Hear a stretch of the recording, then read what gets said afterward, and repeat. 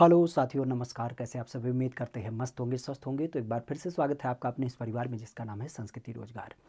आज के विषय की जब बात की जाए तो आज का विषय आप सबके लिए महत्वपूर्ण है, खास करके आपके प्रदेश के युवाओं के लिए महत्वपूर्ण है। क्योंकि हमारे यहाँ पे पूर्व में अगर बात की जाए तो एक स्कीम अनाउंस की गई थी, सीएम फेलोशिप योजना। खास करके जिसमें आप भी जानते हैं कि जिला स्तर पे अलग अलग वर्गों में कुछ एक बच्चों की नियुक्ति की जानी थी, जिनका एक टारगेट था कि उस काम को पूरा करने के लिए उनको क्या होगा, एक निश्चित धनराशि वेतन के रूप में दी जाएगी। हालांकि वेतनमान भी बेहतर था, लगभग 40,000 रुपये महीने इसमें क्या होते हैं, तनख्वाह के रूप में दिए जाते हैं। तो ये सीएम फेलोशिप स्कीम जो आपका अनाउंस किया गया था पूर्व के दिनों में, एक बार फिर से ये चर्चा में आया है। तो इसी नाते हम यहाँ पे बात करेंगे कि आखिर ये सीएम फेलोशिप स्कीम है क्या, और इसके अंतर्गत किनका चुनाव हो सकता है या फिर कौन इसमें अप्लाई कर सकते हैं। ओवरऑल यहाँ पे अगर देखा जाए तो पहली बात तो ये ध्यान रखिएगा, ये उत्तर प्रदेश राज्य की अपनी एक स्कीम है जिसके अंतर्गत सीएम मतलब मुख्यमंत्री, तो मुख्यमंत्री फेलोशिप योजना के रूप में क्या किया गया, इसका अनाउंसमेंट किया गया है। चर्चा में क्यों रहा है कि चर्चा की जब बात की जाए तो अभी हाल में क्या हुआ है, हमारी यूपी सरकार की जब बात की जाए तो कैबिनेट की बैठक आयोजित की गई।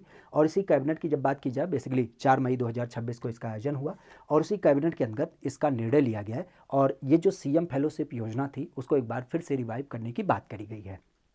क्या है, तो इसके अंदर कहा गया कि देखिए $1 ट्रिलियन इकोनॉमी हमें बनानी है अपने राज्य की अर्थव्यवस्था को। तो ऐसे में ये जो मुख्यमंत्री फेलोशिप स्कीम है, खास करके OTT $1 trillion economy CM fellowship scheme के रूप में क्या करेंगे, इसको एक बार हम फिर से क्या करेंगे, शुरू करेंगे। बेसिकली होगा क्या, जिसके अंतर्गत प्रत्येक जनपद के जिलाधिकारी की अध्यक्षता वाली एक जिला में ओटीडी सेल बनाई जाएगी। अब एक काम क्या होगा कि डिस्ट्रिक्ट मजिस्ट्रेट के अध्यक्षता में एक ओटीडी सेल बनाई जाएगी। और ओटीडी सेल की जब बात की जाए तो उसमें एक ओटीडी फैलो बेसिकली आर्थिक विकास के लिए और एक ओटीडी फैलो डेटा विश्लेषक के रूप में तैनात होगा। क्योंकि डीएम साहब की बात की जाए तो डीएम साहब की अध्यक्षता में ओटीडी आपका सेल होगा कि $1 ट्रिलियन इकोनॉमी हम कैसे बनाएं।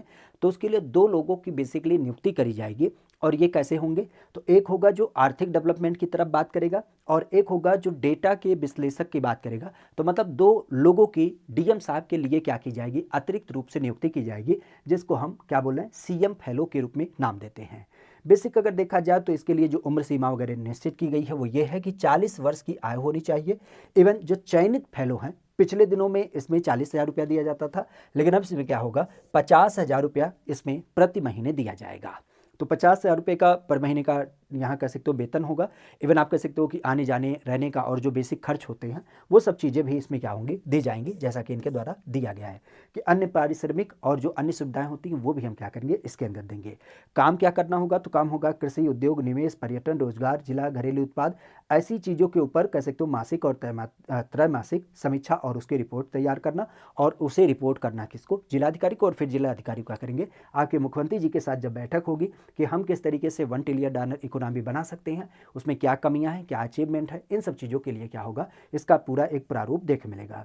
तो जैसा कि हमने बताया कि हमारे यहाँ पे मुख्यमंत्री योगी आदित्यनाथ जी के द्वारा कैबिनेट की ये बैठक ली गई। और कैबिनेट बैठक की जब बात की जाए तो उसमें यह कहा गया कि 75 जिलों के लिए क्या किया जाएगा, $1 ट्रिलियन इकोनॉमिक बनाने के लिए हमें मुख्यमंत्री फेलोशिप कार्यक्रम को एक बार फिर से हम शुरू कर रहे हैं, जिसके अंतर्गत होगा क्या कि प्रत्येक जिला स्तर पे 2 अलग अलग वर्गों के विशेषज्ञ की नियुक्ति की जाएगी। बेसिकली एक आपका जैसे डेटा इनपुट के लिए, एक आपका उसको रीड करने के लिए। तो यहाँ पे जो जिला मजिस्ट्रेट होंगे इनके ही अंतर्गत क्या होगा, एक आपका ओटीडी सेल बनाया जाएगा और उसको ही रेगुलेट करने के लिए ये 2 लोग आपके शामिल किए जाएंगे, जो एक आपके आर्थिक विकास को रेगुलेट करेंगे, मतलब आर्थिक गतिविधियां और जो विकास संबंधी चीज़ें हैं उनको रेगुलेट करेंगे। और दूसरा जो होगा वो होगा डेटा विश्लेषक के रूप में, जो डेटा को एकत्र करेगा और उस पर क्या करेगा, कैलकुलेट करेगा, उसका विश्लेषण करेगा। इवन अगर देखा जाए तो यहाँ पे ये जो चीज़ें होंगी वो किस लिए होंगी, तो ऐसा नहीं है कि केवल डेटा विश्लेषक होगा या फिर आर्थिक विकास से समित होगा, वो और भी काम करेगा। बेसिकली जैसे हम ग्रोथ कर सकते हैं उसमें क्या क्या चीज़ें, जैसे केवल डेटा एकत्र नहीं करना है बल्कि रणनीति कैसे हम और चीज़ें आगे बढ़ा सकते हैं उसके बारे में एक ब्लूप्रिंट तैयार करना, ये चीज़ें आपको दिख मिलेंगी। इनकी नियुक्ति जो करी जा रही है वो किस लिए करी जा रही है, क्योंकि उत्तर प्रदेश को देश की सबसे बड़ी अर्थव्यवस्था बनानी है। और ऐसे में हमें क्या करना है, एक्चुअल उसकी जो वैल्यू है, जो उसका ग्रोथ है, जो अचीवमेंट है, या जो हमारी एक कह सकते हैं कि पोटेंशियल है, उन सब चीज़ों के बारे में क्या करना, पूरा एक खाका तैयार करना। यहाँ पे अगर देखा जाए तो जैसा कि हमने बताया, विशेष समीक्षा जो किए जाएंगे वो किस क्षेत्रों में किए जाएंगे, तो जैसे एग्रीकल्चर में हमारा क्या पोटेंशियल है, हमारा उद्योग के लिए हम क्या क्या और कर सकते हैं, निवेश हम कैसे ला सकते हैं, पर्यटन के और कौन कौन क्षेत्र हैं जिसको हम बढ़ावा दे सकते हैं, रोजगार के लिए और क्या नया किया जा सकता है, और जिला घरेलू उत्पाद, बेसिकली जैसे हमारे यहाँ पे एक जिला एक उत्पाद, एक पर्यटन एक जिला, या आप कह सकते हैं कि एक जिला एक खाद्य पकवान। तो ऐसी चीज़ों को जो आपके अनाउंस किए गए हैं, तो ऐसे और क्या क्या इनपुट हम देख सकते हैं जिससे हम कहीं ना कहीं क्या करें, ग्रोथ कर पाएँ, ओवरऑल हमारा क्या हो, रेवेन्यू बढ़े। जो एक बीमारू राज्य जाना जाता था उसे सरप्लस हमने बनाया, तो अब सरप्लस से हम $1 ट्रिलियन इकोनॉमी को क्या करें, अचीव कर पाएँ। तो बेसिकली इनके द्वारा ये कहना था, अब की बार की जो कैबिनेट की बैठक हुई उसमें ये कहा गया कि देखिए ये जो योजनाएं करी जाती थी पिछले दिनों में, जो भर्ती होती थी उसमें क्या होता था कि जो डाटा रखा जाता था वो ऑफलाइन रखा जाता था। ऑफलाइन रखने में ये सबसे बड़ी खराबी होती थी कि डेटा क्या होता था, डेटा कई बार गलत भी होता था और डेटा कई बार वहाँ तक पहुँचने में लेट लतीफ़ी होती थी, तो उस पर हम समय के साथ निर्णय भी नहीं ले पाते थे। तो ऐसे में कहा गया कि अब हम क्या करेंगे, इसके लिए एक डिजिटल डैशबोर्ड डेवलप करेंगे। डिजिटल डैशबोर्ड मतलब आप कह सकते हो कंप्यूटर, टैबलेट, जो भी सुविधाओं के दरमियान इंटरनेट वगैरह की चीज़ें होती हैं उनको हम अप्लाई करेंगे और डेटा तात्कालिक रूप में क्या किया जाएगा, इनपुट किया जाएगा। तो ऐसे में डैशबोर्ड आधारित जब यहाँ पे क्या होगी, उसका इनपुट दिया जाएगा, तो हम क्या करेंगे, प्रगति को ऑनलाइन ट्रैक कर पाएंगे। और जब ऑनलाइन ट्रैक करेंगे तो ये बात हमें क्लियर पता चलेगी कि अभी करंट सिनेरियो में हमारे यूपी का कौन सा ऐसा जिला है जो आगे है या फिर वो पीछे है, और पीछे भी है तो किस मामले में पीछे है, अर्थात किन क्षेत्रों में सुधार की जरूरत है, ये हमें तात्कालिक रूप से पता चलेगा। और जब तात्कालिक रूप से पता चलेगा तो जाहिर सी बात है हम क्या करेंगे, उसको, उस कमी को, उस पार्टिकुलर क्षेत्र की उस समस्या को समाप्त करने के लिए क्या हम कर सकते हैं, इसको हम बेहतर तरीके से यहाँ पे अप्लाई करेंगे। सरकार का ये भी मानना है कि देखो जब निर्णय आपके आंकड़ों पर करे जाएंगे ना, तो इससे क्या होगा, केवल कह सकते हो केवल पारदर्शिता ही नहीं बढ़ेगी, बल्कि ये भी होगा रिस्पॉन्सिबिलिटी, जिसको हम कह सकते हैं जवाबदेही। तो जवाबदेही भी पूरी तरीके से क्या होगा, ये आपका यहाँ पे बढ़ावा मिलेगा। तो इस तरीके से आप कह सकते हो एक डैशबोर्ड बनाया जाएगा जो कि ऑनलाइन गतिविधियों को ट्रैक करेगा। पहले जो ऑफलाइन काम होते थे अब उसको समाप्त कर दिया जाएगा। ओवरऑल इनके द्वारा जो कुछ चीज़ें इसमें बताई गई उसके अंतर्गत यही कहा गया कि देखो मुख्यमंत्री फेलोशिप कार्यक्रम की जब बात की जाए तो उसके लिए जो पात्रता या कौन से लोग इसमें चुने जाएंगे, तो बेसिक यही बात की गई कि देखिए पात्रता का जो पहला मानदंड है वो यही है कि उम्मीदवार के पास संबंधित विषय में खास करके स्नातकोत्तर की डिग्री होनी चाहिए, और आयु सीमा की जब बात की जाए तो अभी हमने बताया कि 40 साल से अधिक नहीं होनी चाहिए। चयन का जो पैटर्न होगा वो ये होगा, लिखित परीक्षा होगी, ये आपकी विषयगत समझ को और तार्किक क्षमता को डेवलप करने की बात करता है। वरीयता की बात की जाए तो मतलब जो ज़्यादा अनुभव करेंगे या फिर आप कह सकते हो कि जिनके पास ज़्यादा रिकॉर्ड है एकेडमिक, तो उनको क्या किया जाएगा, यहाँ पे वरीयता दिया जाएगा।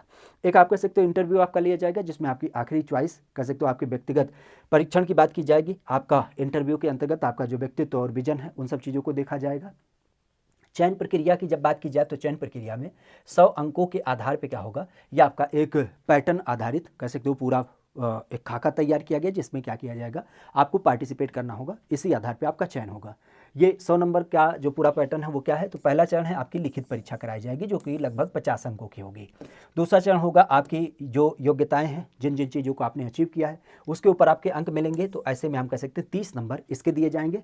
और तीसरा चरण होगा आपके व्यक्तिगत साक्षात्कार का जिसके लिए कुल क्या होगा, 20 अंक दिए जाएंगे। तो इस तरीके से 50, 30 और 20 कुल मिला के 100 नंबर का क्या होगा, ये आपका कह सकते हो कि चयन के लिए एक मानदंड सुनिश्चित किया गया है, और ऐसे में वही जो नंबर पाएगा उसी का यहाँ पे आखिरी चयन होगा।